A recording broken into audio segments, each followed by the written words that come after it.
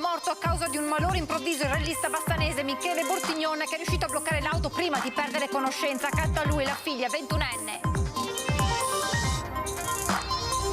Ennesimo infortunio mortale sul lavoro, a perdere la vita un operaio pugliese di 42 anni che questa mattina a Portoviro è precipitato da 5 metri d'altezza. Video shock girato dal passeggero di un treno ad Abano Terme, controllore aggredito da 2 ragazzi, uno tenta di sferrargli un pugno, l'altro lo colpisce da dietro, indagini per identificarli. Rissa questa mattina alla stazione dei treni di Villorba, protagonisti una dozzina di minorenni, 9, quelli identificati dalle forze dell'ordine, si erano dati appuntamento via social, poi botte e insulti. Proselitismo dell'ISIS sul web, questa è l'accusa mossa a 2 cittadini marocchini residenti nella Bassa Veronese, perquisizioni in 29 province italiane, tra cui Padova e Rovigo. Covid, è scoperto in Veneto il primo caso di sottovariante Omicron BA5. Si tratta del 17° in Italia. La paziente è una donna residente nel veneziano vaccinata con 3 dosi. Revocare la cittadinanza onoraria concessa a Mussolini nel 1924. Questa è la proposta partita nel pomeriggio dalle forze di sinistra a Treviso. Le priorità sono altre, dice il sindaco Conte. Giro d'Italia, il giorno del tappone dolomitico prima del gran finale a Verona. Festa rosa a Belluno, sul Fedaia alla vittoria di Alessandro Covi. Maglia rosa a Hindley. Edizione regionale dei telegiornali di Antena 3, buonasera, ben ritrovati. Dunque, lo avete sentito in primo piano la cronaca con la tragedia che si è consumata a Recoaro Terme durante lo storico rally Campagnolo. A causa di un malore è morto il rallista bassanese Michele Bortignon. Accanto a lui in auto c'era la figlia di 21 anni. L'ultima corsa con la sua Ford Escort RS e con accanto sua figlia. Dramma questa mattina al rally storico Campagnolo, Isola Vicentina. Un pilota di 58 anni, Michele Bortignon, di Romano di Azzellino e del team Bassano, è morto a causa di un malore. Stando alle prime informazioni, la tragedia è avvenuta nel percorso di trasferimento dopo la tappa di Recoaro 1000. Il pilota, all'esordio per il team bassanese, era al volante con a fianco la figlia 21enne, navigatore della gara. All'improvviso un arresto cardiaco. L'uomo, negli ultimi attimi di lucidità, è riuscito a rallentare e accostare l'auto, sbattendo contro un muretto ed evitando una tragedia ancora più drammatica. Immediato l'arrivo del suo M118 e dell'elisoccorso da Verona, ma Michele non ha più ripreso conoscenza. Ennesima tragedia sul lavoro a Portoviro nel Rodigino. Un operaio di 42 anni originario di Bari ha perso la vita dopo essere caduto da una cesta elevatrice a circa 5 metri d'altezza. L'incidente è avvenuto presso un negozio. L'uomo, per una ditta esterna, stava svolgendo dei lavori edili quando, per causa in corso di accertamento, è caduto al suolo. Sul posto è intervenuto il personale del SUEM che ha trasportato l'operaio in ospedale a Rovigo, dove è deceduto poco più tardi. Rissa questa mattina alla stazione dei treni di Villorba in provincia di Treviso, protagonisti una dozzina di minorenni, 9 quelli identificati dalle forze dell'ordine. Ancora una volta l'appuntamento è arrivato tramite i social. È così che una dozzina di ragazzini, tutti minorenni, si sono ritrovati questa mattina intorno alle 8:30 nei pressi della stazione ferroviaria di Lancenigo di Villorba. Quello che è accaduto dopo è nella ricostruzione dei carabinieri e della polizia locale. I giovani, per futili motivi, si sono affrontati in un violento litigio degenerato in una rissa a tutti gli effetti, finita con il fuggi-fuggi generale all'arrivo dei militari delle stazioni di Villorba e Spresiano, del nucleo radiomobile della compagnia di Treviso e della polizia locale. In pochi minuti le forze dell'ordine sono riuscite a rintracciare 9 giovani tra i 16 e i 17 anni, tutti provenienti da altri comuni trevigiani. Alcuni di loro presentavano ferite lievi a braccia e testa, ma non è stato necessario ricorrere alle cure mediche.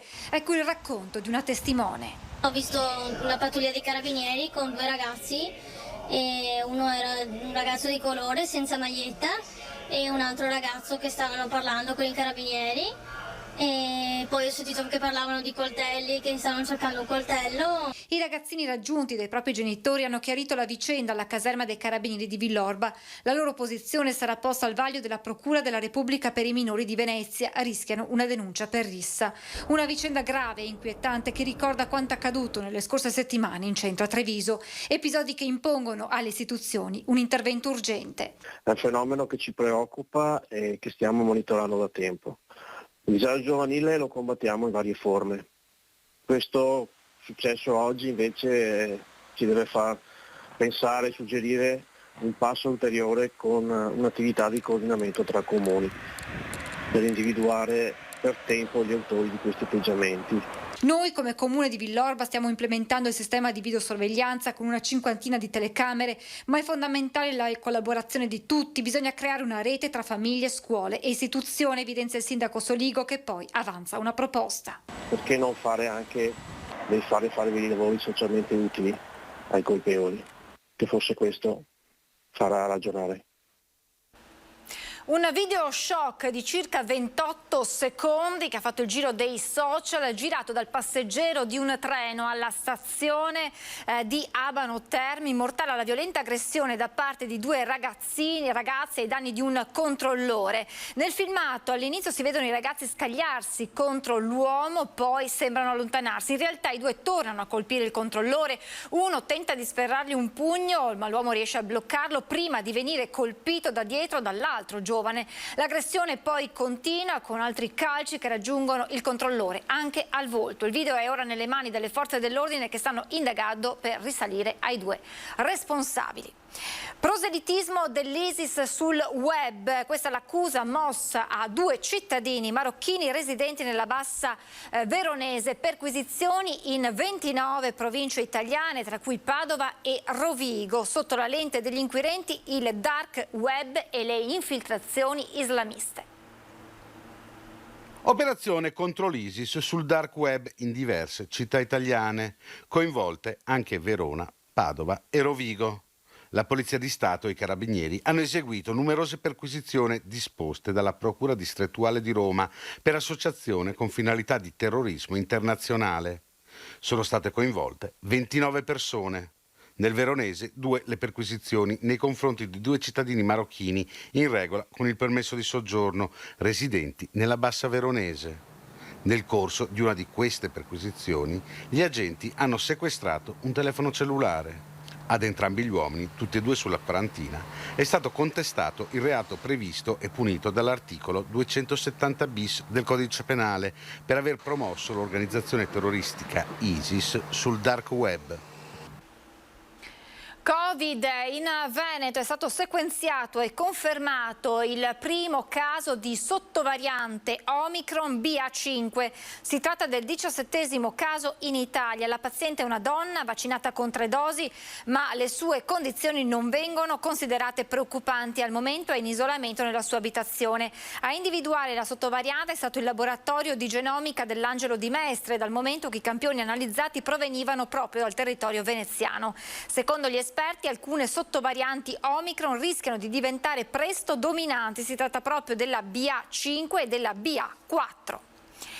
È arrivato il bonus psicologo del governo, una misura post-Covid molto attesa, ma della quale per ora beneficeranno in pochi.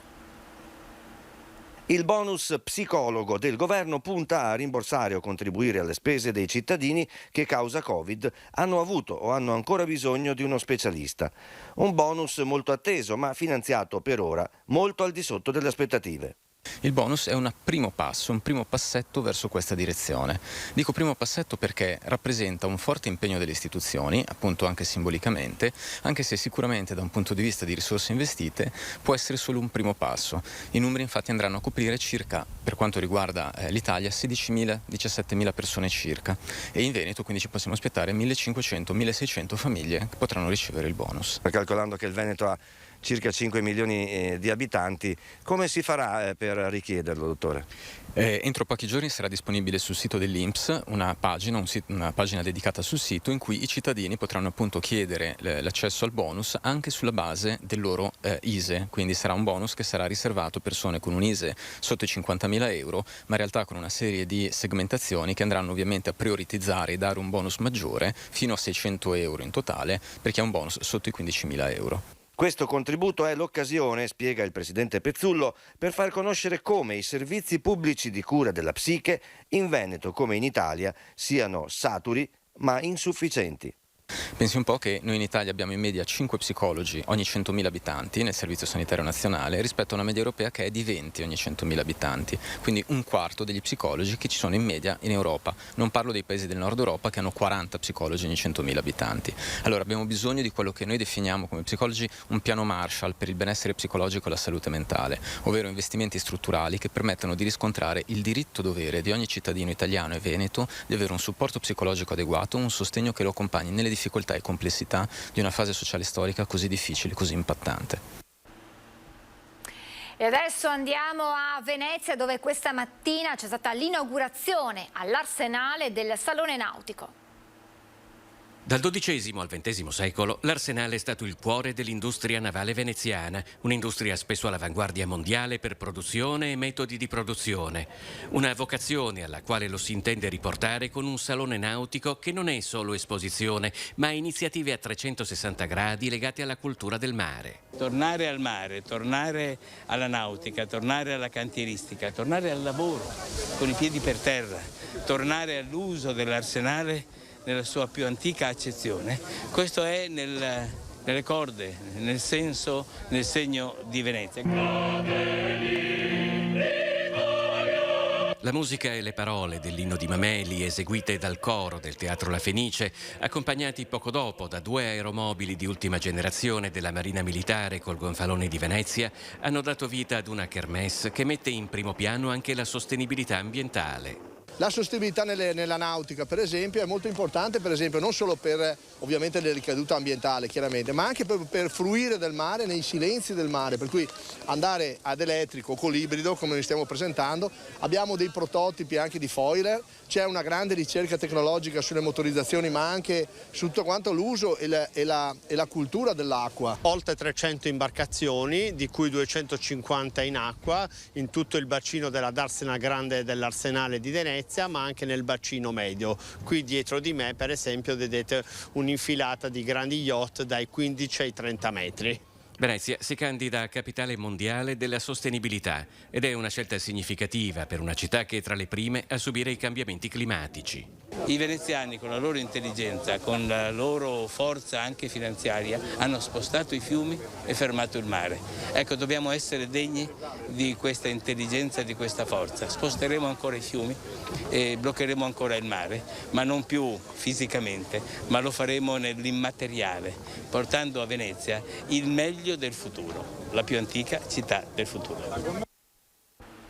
Revocare la cittadinanza onoraria concessa a Benito Mussolini nel 1924, e questa la proposta partita nel pomeriggio dalle forze di sinistra a Treviso. Le priorità sono altre, dice il sindaco Conte. Non c'è tempo per le battaglie ideologiche, ma il dibattito resta aperto. Rilanciamo la proposta di revocare la cittadinanza onoraria di Treviso che è stata concessa nel 1924 a Benito Mussolini, quando era Presidente del Consiglio e quando il potere del fascismo si era già ormai consolidato nel nostro paese. Negli anni '20 quasi tutti i comuni della Marca concessero la cittadinanza onoraria al duce, al pari di quanto fecero i municipi dell'intera penisola. Oggi la questione da storica diventa di attualità con la proposta formalizzata nel pomeriggio all'auditorium della CGIL da Coalizione Civica per Treviso, il Veneto che vogliamo possibile e Sinistra Italiana. Era sicuramente una moda del periodo, probabilmente ispirata dal regime stesso che voleva così contribuire al consolidamento dell'immagine di Mussolini. Certo, a Treviso ha avuto anche delle caratteristiche peculiari, basti pensare che uno dei consiglieri comunali fascisti che il 24 maggio votò la concessione della cittadinanza onoraria a Mussolini, 15 giorni dopo venne arrestato insieme a altri 5 squadristi per aver assassinato un tranviere repubblicano. Per i promotori l'obiettivo è portare la questione in Consiglio Comunale e procedere alla revoca come fatto recentemente dalla città di Adria in Polesine. Non certo una priorità, risponde a stretto giro di posta il sindaco Mario Conte, che passa in rassegna le emergenze del periodo, caro bolletta, guerra in Ucraina, ripresa post-Covid. Mi dedico alla parte quella concreta e alle esigenze quelle reali della società. Le battaglie ideologiche le lascio in questo caso alla sinistra trevigiana, che trova il tempo per dibattere, per discutere su un tema che francamente oggi interessa poco, che appartiene alla storia e di cui francamente non ne sentiamo il bisogno in questo momento, però evidentemente la sinistra oggi, vuota di temi amministrativi, deve trovare dei temi ideologici e quindi auguro loro buon dibattito, buon confronto. Di certo il dibattito è già aperto e riguarda l'approccio nei confronti della storia. Non rimuoviamo assolutamente niente, anzi riapriamo un dibattito culturale e politico che è necessario e utile per la crescita della comunità civile. La storia non si cancella, dovremo aprire un sacco di dibattiti su un sacco di persone che hanno fatto il buono, il bello e il cattivo tempo, e quindi io non ne trovo francamente la necessità e l'importanza in questo momento.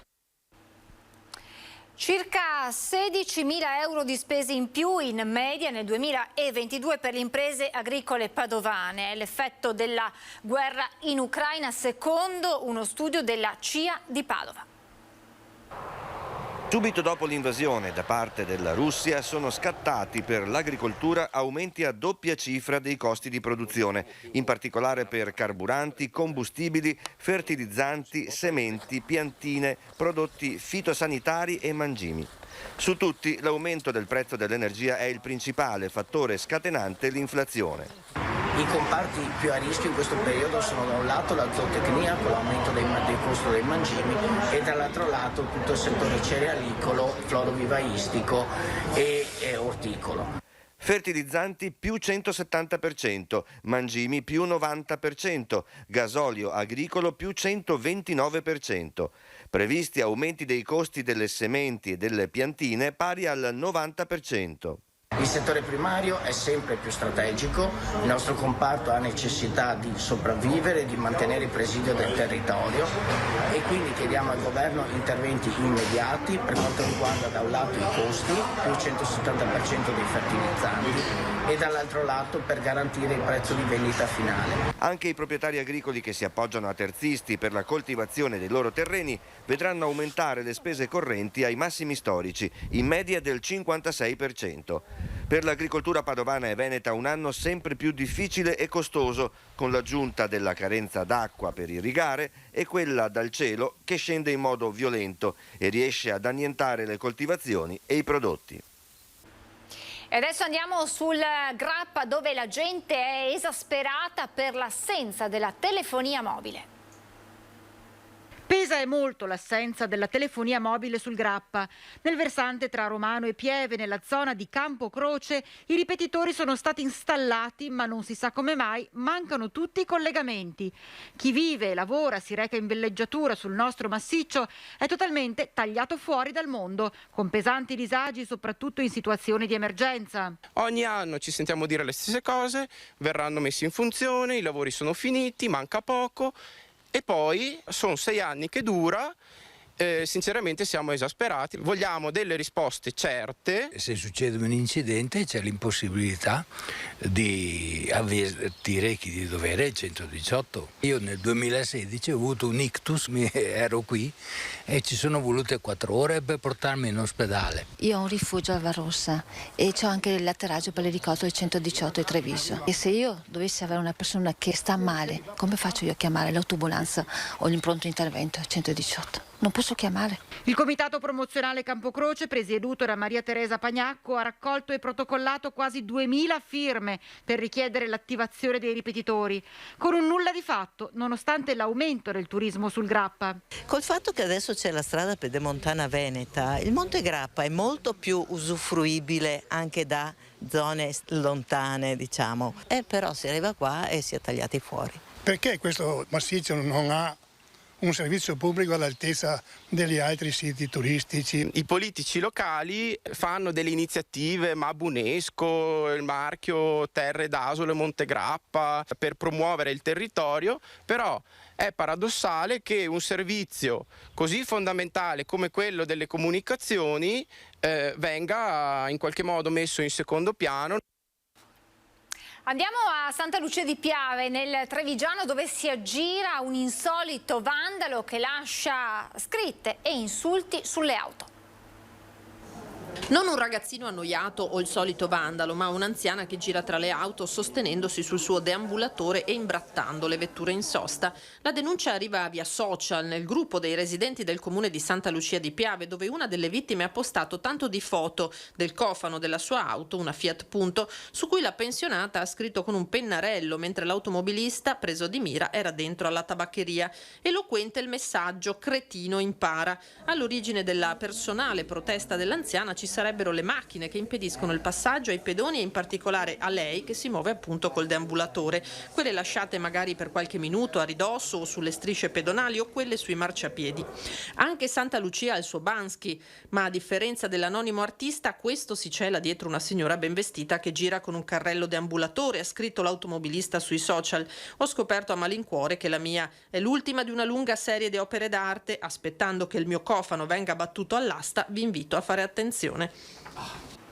Siamo al Giro d'Italia con la penultima tappa, il tappone dolomitico con partenza da Belluno e l'arrivo sul Fedaia, dove ha vinto Alessandro Covi e dove è cambiato il destino per la maglia rosa, ora indossata da Handley, che era secondo in classifica con 3 secondi di ritardo su Carapaz, che gli ha rifilato quasi 1 minuto e mezzo di distacco, ipotecando dunque la vittoria finale con la crono di domani a Verona. 5, 4, 3, 2, 1, via!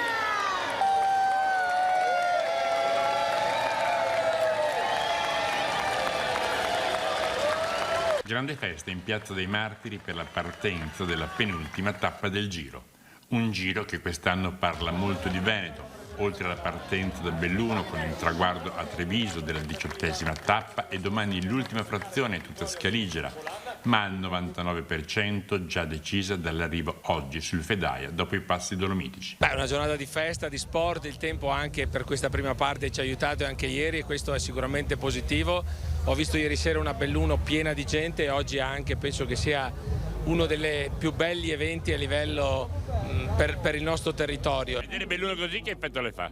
Beh, è un gran piacere, nel senso che vedere una città tutto sommato non particolarmente animata di solito, no? Quindi è una città tranquilla, vederla oggi invece in questa veste festosa con tanta gente è sicuramente qualcosa che rende felici. Nel parterre in rosa c'è anche chi, in coppia con Amos Mosaner, alle Olimpiadi invernali di Pechino 2022 ha portato nel medagliere azzurro un oro straordinario in una disciplina come il curling, che certo non ha il seguito né di stampa né di tifosi che ha il ciclismo. Noi siamo felici perché anche il nostro sport sta iniziando ad essere interessante, nel senso che adesso anche il nostro sport è seguito, ci hanno tifato in tanti, quindi adesso in vista anche delle prossime Olimpiadi speriamo che sia un po' la spinta per la crescita del nostro movimento.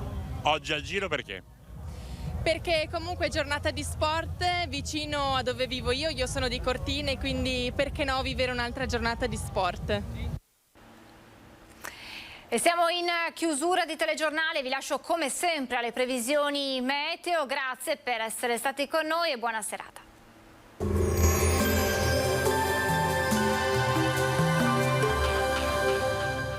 Cooperativa Agricola Volpago offre carne fresca di prima qualità. Ci trovi a Volpago del Montello, Pieve del Grappa, Tre Baseleghe e presso lo spaccio del contadino a Dolo e Massanzago. Benvenuti al meteo. L'ultima domenica del mese sarà caratterizzata da una residua instabilità e ancora da un clima piuttosto fresco per il periodo. Vediamo il dettaglio del 29 maggio. Sul Veneto al mattino cielo molto nuvoloso con ultimi acquazzoni. Andrà meglio invece con il passare delle ore, dove sarà più asciutto e a tratti anche soleggiato. Temperature in lieve ulteriore calo, minime tra 10 e 14 gradi, massime comprese invece tra i 19 e i 21 gradi. Ci spostiamo ora sul Friuli Venezia Giulia, anche qui giornata decisamente fresca, con cielo in genere poco nuvoloso e bora moderata in pianura. A Trieste potrebbe essere anche forte con raffiche sui 100 km/h. Temperature minime tra 9 e 12 gradi, massime sui 19 e 22 gradi. Infine ci spostiamo sul Trentino Alto Adige, qualche pioggia in mattinata anche qui, a seguire ampie parentesi soleggiate. Temperature minime intorno ai 10-11 gradi, massime sui 21 gradi. Dal meteo di Antena 3 per ora è tutto, grazie per l'attenzione e arrivederci al prossimo aggiornamento.